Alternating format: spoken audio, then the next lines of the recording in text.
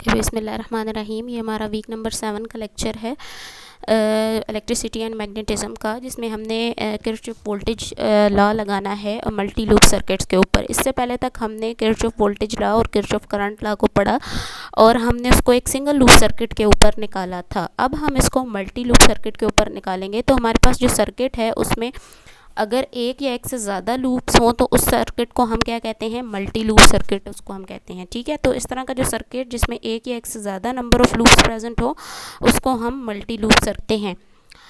तो अब हमारे पास क्या है कि एक हमने कम्प्लेक्स नेटवर्क लिया जिसमें हमारे पास 3 रजिस्टर्स हैं। ठीक है, और इसके अंदर हमारे पास 2 बैटरीज लगी हुई हैं जिनकी EMF E1 एंड E2 है। ठीक है, और एक हमने क्या कर दिया कि हमने अपनी सिंप्लिसिटी के लिए इंटरनल रेजिस्टेंस जो थी बैटरी की उसको हमने निगलेक्ट कर दिया। ठीक है, अब हमारे पास 2 नोड्स हैं सर्किट में, एक C पॉइंट पे और एक D पॉइंट पे। बेसिकली इसको अगर हम कह दें B लिख दें तो ज़्यादा बेहतर होगा, B पॉइंट। इसको अगर हम B लिख दें तो B लिखना ज़्यादा बेटर होगा। ठीक है, तो मैं इसको यहाँ पर कर देती हूँ B A B C और D और B A B, इसको C कर दें और इसको D कर देते हैं हम। ठीक है, तो बेशक अगर आप इस तरह से करें या ना करें ये आपकी मर्ज़ी है, जिस तरह मर्ज़ी आप इनको नेमिंग दे दें। तो अब सबसे पहले हमने क्या करना है, सबसे पहले हमने ये सर्किट देखना है और इस सर्किट को समझना है सबसे पहले। तो अब हम चले जाते हैं इसको समझने की तरफ। तो मैंने सर्किट को एक अलग बना लिया एक जगह पे। तो हमने इसके अंदर कुछ कन्वेंशन यूज़ करनी है जिनके ज़रिए से हम इसको सॉल्व कर सकते हैं। ठीक है, तो हमें सर्किट के अंदर करंट्स की डायरेक्शन गिवन है लॉन्ग द रजिस्टर्स। करंट हमारे पास ये दिए हुए हैं और अगर हम बात करें कि अगर हमें ये करंट की डायरेक्शन गिवन ना हो तो हम करंट की डायरेक्शन किसी भी तरह से ले सकते हैं। फॉर एग्जांपल मैंने ये एक सर्किट बनाया हुआ है, इसमें हमें करंट की डायरेक्शंस नहीं गिवन। ठीक है, हमारे पास एक बैटरी है E1 है और एक बैटरी हमारे पास ये है दैट इज़ E2। ठीक है, ये हमारे पास बैटरी है E2। तो अब हम इसमें क्या कर सकते हैं कि दोनों लूप्स के अंदर, इस लूप के अंदर भी और इस लूप के अंदर भी हम करंट की डायरेक्शंस को एंटी क्लॉकवाइज भी ले सकते हैं, दोनों में एंटी क्लॉकवाइज ले सकते हैं, एक में क्लॉकवाइज एक में एंटी क्लॉकवाइज ले सकते हैं या दोनों में क्लॉकवाइज ले सकते हैं। It depends upon your wish. ठीक है, तो आप इससे आपके जो एंड रिजल्ट होगा उससे पे कोई फ़र्क नहीं पड़ेगा। फ़र्क तब नहीं पड़ेगा जब आपने इसमें मौजूद कन्वेंशंस को ठीक तरह से अप्लाई किया तब। ठीक है, यानी मैं अगर यहाँ पर ये डायरेक्शन एक बना लूँ करंट की, ठीक है, एंटी क्लॉकवाइज मैंने यहाँ पर भी बना ली और एंटी क्लॉकवाइज ही मैंने यहाँ पर भी बना ली। ठीक है, अब मैं दोनों सर्किट्स को यूज़ करके आपको समझाऊँगी किरचॉफ वोल्टेज लॉ को। तो किरचॉफ वोल्टेज लॉ हमें कहता क्या है, वो हमें कहता है कि sum of voltages along the closed loop is equal to 0। यानी एक क्लोज्ड लूप है और उसमें जितनी भी वोल्टेजेस आ रही हैं उनका सम हमारे पास क्या होता है, 0 के इक्वल होता है। ठीक है, तो हमने क्या कर लिया, सबसे पहले हम इस लूप को देख लेते हैं ABCD A को। इस लूप को अगर हम देख लें तो इस लूप में हमारे पास क्या है, एक वोल्टेज ड्रॉप इसके अक्रॉस आएगा, एक वोल्टेज हमारे पास इस रजिस्टर के अक्रॉस आएगी और एक वोल्टेज हमारे पास इस बैटरी का पोटेंशियल डिफरेंस होगा। ठीक है, तो हमने क्या करना है, अब हमने इसके लिए इक्वेशन लिखनी है। तो उस इक्वेशन को लिखने से पहले, यानी ये लॉ अप्लाई करने से पहले हमें कुछ कन्वेंशंस देखनी है। सबसे पहले हम ये देख लेते हैं कि रजिस्टर जो है, अलॉन्ग द रजिस्टर हमारे पास क्या चीज़ होती है। अलॉन्ग द रजिस्टर हमने सबसे पहले ये देखना है, सबसे पहले मैंने ये एक रजिस्टर बना लिया। ठीक है, अब इस रजिस्टर में मैंने देखना है कि हमने इस लूप में चलना शुरू करना है। ठीक है, अगर तो हम जिस डायरेक्शन में ये करंट है इसी डायरेक्शन में चलना शुरू करें तो ये हमारी मर्ज़ी है, हम जिस डायरेक्शन में मर्ज़ी चले जाएं, या तो यहाँ से हम चलना शुरू करें और A पे वापस आ जाएं, या हम यहाँ से चलना शुरू करें और A पे वापस आ जाएं। ठीक है, ये हमारी अपनी मर्ज़ी है। तो अगर तो हम इस रजिस्टर के अलॉन्ग इस तरफ इस डायरेक्शन में मूव कर रहे हैं और करंट की डायरेक्शन भी यही है। ठीक है, दोनों की डायरेक्शन सेम है, करंट की डायरेक्शन और जो हमारा जिस डायरेक्शन में हम मूव कर रहे हैं वो डायरेक्शन दोनों अगर सेम है तो इसके अक्रॉस जो वोल्टेज आएगा, ठीक है, according to Ohm's law voltage क्या होता है हमारे पास, वोल्टेज इक्वल होता है I इंटू R। ठीक है, आई इंटू आर के इक्वल होता है वोल्टेज। तो अगर तो दोनों डायरेक्शन सेम हैं तो वोल्टेज जो होगा हमारे पास वो कितना होगा, वो नेगेटिव होगा, ठीक है। लेकिन अगर हम जिस डायरेक्शन में मूव कर रहे हैं वो डायरेक्शन करंट की डायरेक्शन के ऑपोजिट है, तो इस केस में हमारे पास जो वोल्टेज आएगी, इस केस में हमारे पास जो वोल्टेज आएगी वो पॉजिटिव आएगी, ठीक है, वो पॉजिटिव आई इंटू आर आएगी, ठीक है।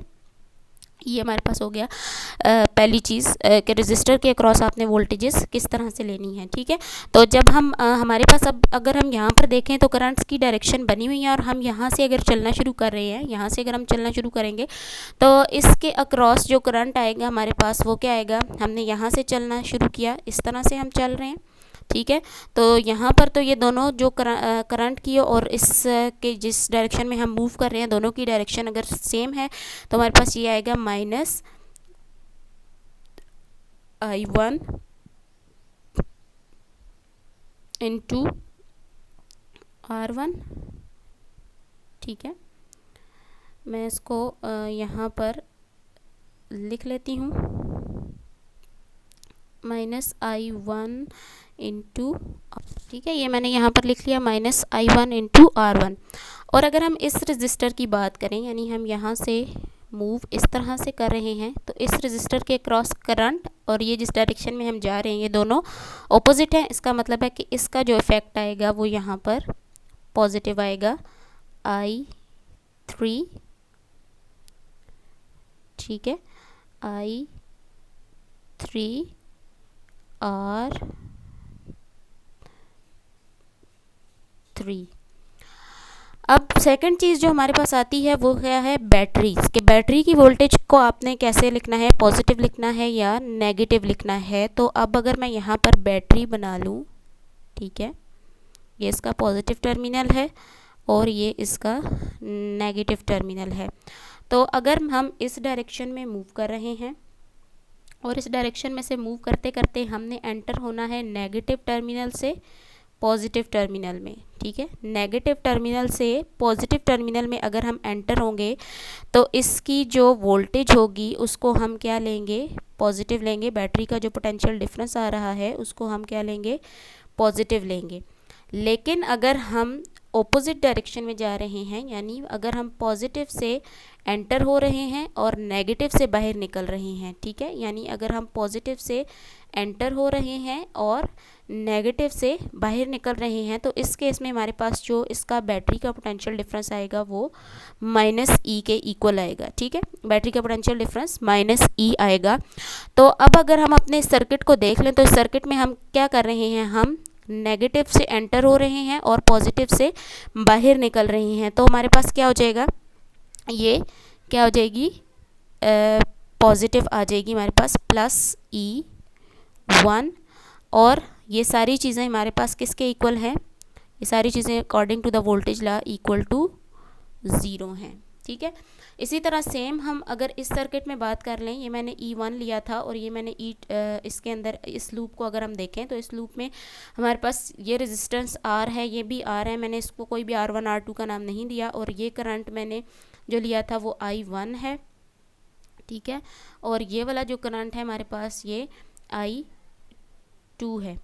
तो अब हमने अगर हम इसके लिए देखें तो यहाँ से करंट की यहाँ से अगर हम चलना शुरू करें, यहाँ से हम चलना शुरू करें तो यहाँ से हम चलना शुरू करें और यहाँ पर अगर करंट की डायरेक्शन देखें दोनों सेम है तो इसके अक्रॉस जो हमारे पास आएगा वो क्या आएगी,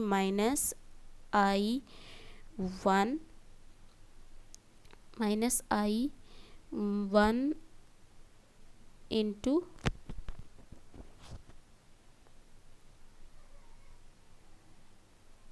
R। और यहाँ पर अगर हम देखें तो ये जो हमारे पास रेजिस्टेंस आ रही है ये इन दोनों के अंदर कॉमन है, ठीक है, यानी इसमें से I1 करंट भी पास कर रहा है, I2 करंट भी पास कर रहा है और हमने ये देखना है कि अब इसके अंदर जो करंट होगा बेसिकली वो कितना होगा, वो करंट इन दोनों करंट्स के डिफरेंसेस के इक्वल होगा। तो इन दोनों करंट का डिफरेंस हम कैसे निकाल सकते हैं? डिफरेंस निकालने के लिए हमारे पास हम किस करंट के साथ नेगेटिव साइन लगाएंगे, किसके साथ पॉजिटिव साइन लगाएंगे, इट डिपेंड्स कि आपने लूप कौन सी ली हुई है, ठीक है। यानी अगर आप इस लूप की बात कर रहे हैं तो आपका I1 पॉजिटिव होगा और I2 नेगेटिव होगा, तो आप इसका जो करंट लिखेंगे वो आप लिखेंगे I1 माइनस I2, ठीक है। I1 minus I2 into R into R. और क्योंकि आप इसकी डायरेक्शन में ही जा रहे हैं तो यहाँ पर क्या आ जाएगा, नेगेटिव साइन आ जाएगा। इसी तरह तीसरी चीज़ यहाँ पर क्या है, बैटरी की ईएमएफ मौजूद है। तो ईएमएफ के लिए हम क्या करेंगे, ईएमएफ के लिए हम क्या देख रहे हैं कि नेगेटिव से हम एंटर हो रहे हैं और पॉजिटिव से बाहर निकल रहे हैं। तो नेगेटिव से एंटर होते हैं, जब पॉजिटिव से बाहर निकलते हैं तो हमारे पास क्या आ जाता है, प्लस ई आ जाता है। और ये चीज़ इक्वल टू क्या हो जाएगी, ये पूरी चीज़ इक्वल टू 0 हो जाएगी हमारे पास। तो ये हमने एक लूप के लिए पढ़ लिया। इसी तरह अब हम सेकंड लूप के लिए देखेंगे। ये सारे रूल्स अगर आपको ये दोनों जो रूल्स हैं ये याद हो जाएं तो आप इजीली किसी भी सर्किट को सॉल्व कर सकते हैं। तो अब हम इस अपने लेक्चर की तरफ आ जाते हैं और इसको अब हम सॉल्व करने की कोशिश करते हैं और हम इसको पूरा डिटेल से अब देखते हैं कि ये किस तरह से होगा।